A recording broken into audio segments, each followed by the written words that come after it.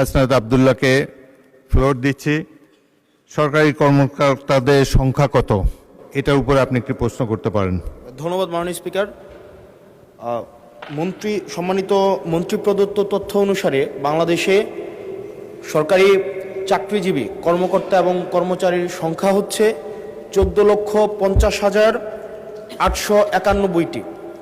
এই 14,50,891টি পরিবারের সর্বশেষ বেতন বৃদ্ধি হয়েছে 2015 সালে, আর বর্তমান হচ্ছে 2026 সাল। গত 11 বছরে কোনো বেতন বৃদ্ধি হয়নি, অথচ এই 11 বছরে মুদ্রাস্ফীতি 55 থেকে 65% পর্যন্ত বৃদ্ধি হয়েছে। মাননীয় মন্ত্রী মহোদয়ের কাছে প্রশ্ন, এই 14,50,891টি যে পরিবার রয়েছে, প্রথম শ্রেণী থেকে চতুর্থ শ্রেণী কর্মকর্তা এবং কর্মচারীদের সরকারি তাদের বেতন বৃদ্ধির জন্য, যদিও এটি আপনার মন্ত্রণালয়ের না, আপনারা অর্থ মন্ত্রণালয়ে তাদের বেতন বৃদ্ধির জন্য কোনো প্রস্তাব পাঠাবেন কিনা, এবং এই নিয়ে বর্তমানে আপনাদের প্রণীত যে নীতিটি রয়েছে সেটি আমরা জানতে চাচ্ছি। ধন্যবাদ।